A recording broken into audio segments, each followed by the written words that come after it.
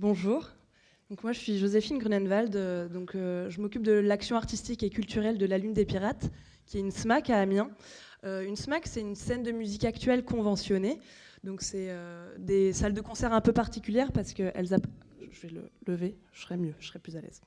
Voilà, c'est des salles qui appartiennent au service public et on est adhérent à la FEDELIMA, qui est la Fédération nationale des projets et des lieux dédiés aux musiques actuelles sur le territoire français. Je suis vraiment ravie d'être ici aujourd'hui pour croiser un petit peu nos situations. On voit qu'à travers le prisme de la science ou de la culture ou des musiques actuelles, on vit exactement les mêmes situations en tant que femme. Je vais tâcher de faire des analogies justement avec ce que j'ai entendu et glané tout au fil de la journée pour vous montrer que les inégalités hommes-femmes dans la musique, on en a. Et on est justement le secteur de la culture qui en connaît le plus. À vrai dire, sur tous les musiciens, il y a seulement 24% de femmes. Donc ça, c'est déjà une première donnée. La chose à savoir, c'est que quand on parle de musique actuelle, on parle d'une culture qui est subversive au départ. On parle des concerts, de lieux qui sont ouverts sur le monde, des lieux de tolérance, de rencontres, de vecteurs émotionnels.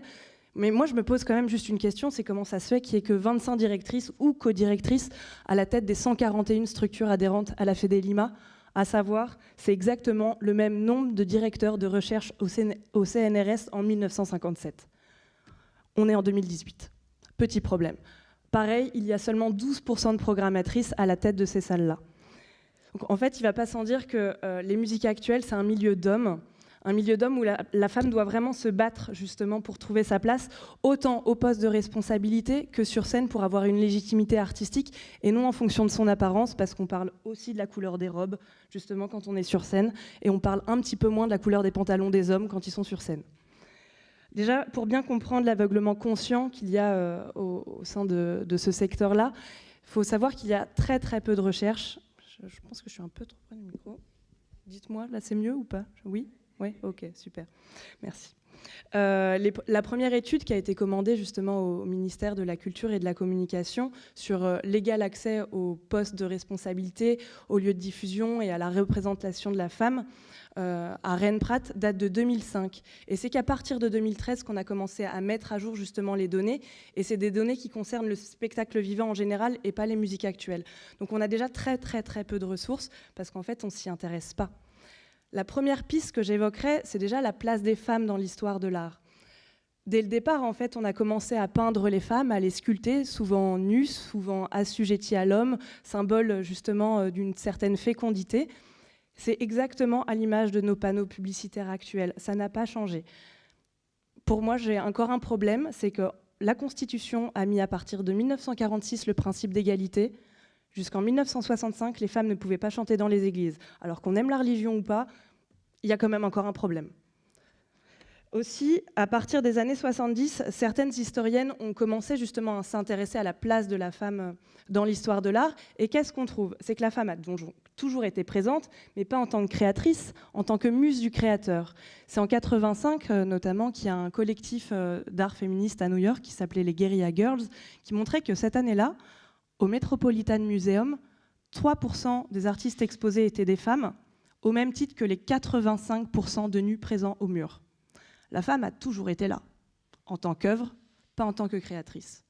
Pareil en musique. Les femmes ont toujours eu le droit à une pratique musicale, parce que c'était gage d'un bon comportement en société, mais c'était dans le cadre du privé ou du religieux, jamais du public. Et c'était l'historienne Michèle Perrault, d'ailleurs, qui disait qu'un homme public est un homme de pouvoir, une femme publique est une prostituée. Je vous laisse réfléchir là-dessus. Je vais reprendre quelques chiffres assez percutants qui expliquent voilà, la position en fait, des femmes dans les musiques actuelles. Donc on n'est pas beaucoup de compositrices, on n'est pas beaucoup de chefs d'orchestre, on n'est pas beaucoup d'instrumentistes. Et à la SACEM, qui est donc la Société des droits d'auteur, on a un peu les mêmes chiffres. En fait, la femme est nettement plus absente autant sur scène que sur les postes à responsabilité. On est victime d'une ségrégation autant horizontale que verticale. Vous voyez pas là les chiffres, c'est des chiffres qui sont donnés du coup par les réseaux des musiques actuelles, donc la FEDELIMA, le RIF, le RAFU. Il y a parmi toutes les musiciennes, 65% sont chanteuses pour seulement 4% d'instrumentistes. Et en fait, il y a volontairement des métiers qui ne sont pas donnés comme des métiers de femmes. Quand elles choisissent un instrument, elles vont souvent choisir le piano, la contrebasse, le violon, le violoncelle, rarement les cuivres et les guitares. On a une artiste à Amiens avec laquelle j'ai pas mal parlé de ce problème-là, qui fait de la folk électronique avec un violon, qui me racontait que quand elle était petite, quand elle avait 8 ans, et qu'elle a intégré le conservatoire, elle voulait faire du cor. Déjà, on lui a dit « non, ma petite, tu vas pas faire du cor, c'est un instrument de garçon ». Mais de toute manière, même si elle avait voulu faire du cor, elle n'aurait pas pu, parce qu'en fait, elle ne pouvait pas attraper le bout du corps. C'est-à-dire que dès le départ, en fait, elle ne peut pas attraper l'instrument. Alors je veux bien que quand on ait créé le corps, on ne se soit pas dit qu'un jour, potentiellement, une femme pourrait le porter, mais c'est-à-dire que dès le point de départ, il y a des instruments qui n'ont pas été accessibles pour les femmes. Dans les années 50-60, au moment de l'âge d'or du rock, pareil, les figures emblématiques féminines, c'est qui? C'est Sheila, c'est Sylvie Vartan, à savoir que des interprètes. Il n'y a pas de compositrice, il n'y a pas de musicienne. En revanche, qui écrit leur musique et qui écrit leurs paroles? Des hommes. C'est qu'à partir des années 60 et au moment de la folk américaine que là, on a compris que la femme pouvait être douée de talent de composition et de capacité musicale et instrumentale, avec notamment John Baez. Mais avant ça, c'était vraiment cette espèce d'éducation où la femme doit être jolie, la femme doit être parfaite, elle doit avoir 20 sur 20, mais elle ne doit pas prendre de risques. Elle ne doit pas sortir des codes, elle ne doit pas bouger les lignes. En revanche, un garçon, on lui apprend quoi quand il est petit? On lui dit « va te battre avec tes copains, va jouer au foot, va tomber, grimpe aux arbres, retombe, affronte l'échec, vise plus haut, tire à loin ». Pas la femme. Donc merci à la folk américaine déjà de nous avoir mis des artistes sur notre chemin. Mais qu'est-ce que ça a fait? Ça a fait quoi? Ça fait qu'à un moment où on a compris que la femme elle allait pouvoir vendre, justement, elle est devenue un produit marketing. Ce produit marketing, ça a fait quoi? Le repli identitaire pour quantité de petites filles, pour acheter des affiches, pour acheter des CD, pour s'identifier en fait à ces chanteuses-là. Et ça y est, on a le phénomène Madonna qui est né, avec l'hypersexualisation de la chanteuse, à la fois rebelle, à la fois sexy. On est encore sur le retour à la notion du religieux, à la fois pécheresse et prostituée. La femme a un bel avenir devant elle dans la musique, hein, vous le constaterez. Mais une femme qui doit en fait réussir sa vie professionnelle, ça demande d'avoir vraiment de l'ambition. Et du coup, quand on est une femme sur scène et qu'on veut écouter on veut que le public, en tout cas, tende à écouter la musique et pas à nous regarder sur scène, comment on est habillé, etc. Ça a donné que beaucoup d'artistes ont eu tendance à se transformer, à se masculiniser. Et on a des exemples encore très récents d'images véhiculées comme Christine and the Queens, j'imagine que vous connaissez, ou Patti Smith. Donc, qui n'ont vraiment pas hésité à un moment à adopter une posture d'homme pour qu'on puisse écouter leur musique. Mais la ségrégation, elle est également justement verticale, c'est-à-dire qu'on l'a vu là juste avec la conférence d'avant, une femme doit faire un choix entre sa carrière et sa vie de famille. Il y avait une étude qui est nommée Where are the women to rock the music industry dans The Independent, qui est un magazine, qui montrait à quel point c'était pesant et difficile de faire ce choix-là, notamment pour les femmes qui sont sur la route, parce que donc quand je parle peut-être pas qu'à des scientifiques, mais en tout cas pour les scientifiques, quand les groupes tournent, donc ils partent pendant des semaines sur le chemin de leur tournée et ils vont faire plusieurs pays. Et il s'avère qu'il y a des régisseuses de tournée et il y a des régisseuses de tournée qui sont des mères. Et il y en a une notamment qui est une amie à moi avec qui je parlais, qui a 2 enfants et qui me raconte que souvent, en fait, elle a vraiment des gros problèmes avec ses interlocuteurs masculins, qui sont ses copains, qui sont ses potes de groupe, qui lui disent « Non, mais tu te rends compte, tu laisses quand même tes 2 gamins tout seuls pendant des semaines, c'est pas cool. » Est-ce qu'on se pose la même question pour les chanteurs? Est-ce qu'on se pose la même question pour les régisseurs, pour les ingés? Est-ce que c'est des mauvais pères? Non. Mais une mère loin de ses enfants, c'est forcément une mauvaise mère. Une femme qui a envie de réussir dans les musiques actuelles, elle devrait tout sacrifier, être célibataire, pas avoir d'enfants et se sacrifier à son travail. Désolée, j'ai envie d'être mère, j'ai envie de travailler, j'ai envie d'avoir un mec et j'ai envie d'être à la direction d'une SMAC. Désolé. À un moment, il faut le dire. Alors moi, je remarque aussi que malgré tout, il y a des avancements. La femme commence à prendre un petit peu plus de place. Et pourquoi? Je crois que j'ai eu beaucoup de chance dans ma vie. C'est que je suis une enfant divorcée, comme beaucoup d'entre nous, et j'ai vraiment eu un modèle de mère active qui a dû vraiment se battre à un moment donné de sa vie, et qui m'a montré qu'en fait, je ne devais pas être parfaite, je devais être courageuse. Mais c'est le manque de ce modèle-là qui engendre un mécanisme dans l'empêchement et qui empêche certaines femmes à juste, ne serait-ce que postuler à des postes à responsabilité. Quand je parle avec mes collègues féminines, il n'y en a pas une qui a envie d'être à la direction d'une SMAC, il n'y en a pas une qui a envie d'être programmatrice. Elles n'ont pas moins de compétences. C'est juste qu'elles se disent que, déjà, on ne regardera pas leur CV et on ne les écoutera pas. C'est pas vrai. Mais moi, je me pose une autre question, c'est la question du service public, justement, et du cahier des charges de ces SMAC. Parce que les SMAC, comme je vous disais, c'est des salles particulières qui sont censées proposer une alternative artistique et culturelle. On n'est pas dans le domaine du privé, on n'est pas là pour faire du fric, on est là pour donner de la culture, un certain type de culture.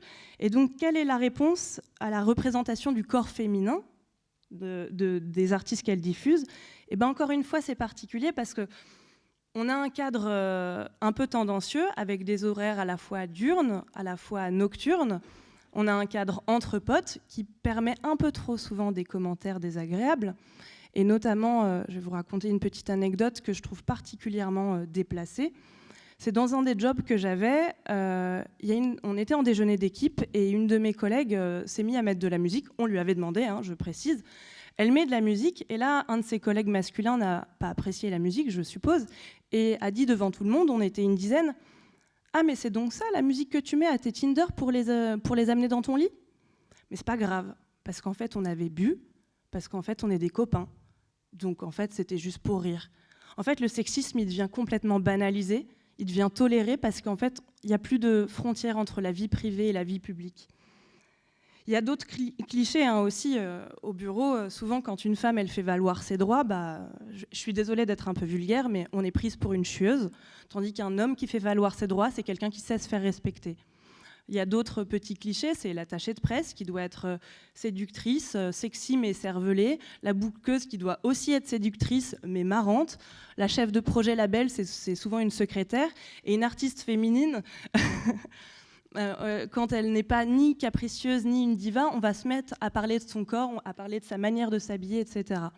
Il y a un exemple, par exemple, c'est celui de Marion Gabaye, qui est directrice dans une grosse agence de booking parisienne, qui disait que quand elle avait monté son agence avec son collègue, enfin son associé, justement j'allais me tromper et dire n'importe quoi, son associé, et pendant des années, la majorité de ses interlocuteurs ont pensé que c'était son assistante. Et lui le patron, alors qu'ils ont monté le business ensemble. Enfin voilà. Donc des petites pistes, je vais reprendre juste encore quelques chiffres pour que vous voyez un petit peu à quoi on est. Voilà. Donc, en direction, il y a 35 femmes pour 102 directeurs. À la communication, 83 femmes pour 51 hommes. À l'action culturelle et à la médiation, 43 femmes pour 29 hommes. À la technique, nous avons donc 5 femmes pour 180 hommes et à la programmation, 5 femmes pour 37 hommes. Donc en gros, les hommes, ils sont associés au poste de la direction et à la technique et les femmes au social ou à l'administration. Petite piste pour peut-être un petit peu changer la donne, c'est déjà comprendre que les hommes, c'est nos meilleurs alliés. Au contraire, ce matin, je sais pas si elle est encore là, il y avait Digli. Ah oui, hop, tac, voilà. Il y avait Digli qui disait qu'il fallait vraiment une solidarité entre femmes, et je suis tout à fait d'accord avec ça. Il faut vraiment recréer une solidarité entre les femmes, mais il faut aussi se faire coopter par les hommes, parce que si on porte une voix qui est uniquement féminine, si on développe des tables rondes uniquement féminines, on n'est pas dans le débat et on n'est pas dans le dialogue. Je suis vraiment ravie d'être ici avec vous cet après-midi, mais on n'est que des femmes. Et pour moi, c'est un problème. C'est un problème parce qu'on doit être dans un dialogue avec les hommes et on doit comprendre qu'il faut qu'on soit tous ensemble à porter cette parole-là. Il faut que des hommes donnent des exemples où il n'y a pas la parité, justement. Aussi, pour moi, il y a adopter temporairement la discrimination positive. Je suis bien d'accord, c'est hyper vulgaire de dire ça, on n'aime pas ça. Mais il y a un moment, tant qu'on ne mettra pas volontairement des hommes sur certains postes, qui sont les postes de communication, qui sont les postes d'action culturelle, et des femmes à la direction et à la programmation, on ne renversera pas la tendance. Il faut féminiser certains postes, c'est une évidence. On n'a aucun scrupule à employer un junior à la place d'un senior parce qu'il coûte moins cher, je ne vois pas pourquoi on aurait de scrupules à embaucher des femmes à la place des hommes ou des hommes à la place des femmes sur certains postes. Il y a aussi, comme disait Marie ce matin, c'est d'aller se renseigner et d'aller écouter volontairement des femmes musiciennes et des femmes chanteuses. Il y a notamment un magazine qui s'appelle She Shreds Magazine qui met en valeur justement toutes les guitaristes et bassistes féminines. Donc en plus, c'est une petite mine de nouveaux talents, c'est très très intéressant. Et enfin, il y a se renseigner et s'investir dans certains collectifs que vous voyez là, qui vont justement mettre en valeur des créatrices féminines, mais aussi dénoncer les problèmes de parité, ou en tout cas la faire valoir. Et puis enfin, vraiment enfin, c'est de continuer à développer ces rendez-vous transversaux comme aujourd'hui, parce que du coup, on croise les prismes, on croise les secteurs professionnels, et on voit qu'on a tous les mêmes problèmes. Il y a le même nombre de directeurs apparemment, au CNRS, qu'en musique actuelle, que certainement dans les théâtres, que certainement chez les magistrats. Il y a les mêmes problèmes dans tous les secteurs professionnels et il faut qu'on continue à en parler. Et je vous remercie d'avoir écouté ça au niveau de la culture pour que vous vous rendiez compte que la musique c'est cool, hein, c'est rock, mais les femmes, on n'a pas encore trop notre place, quoi.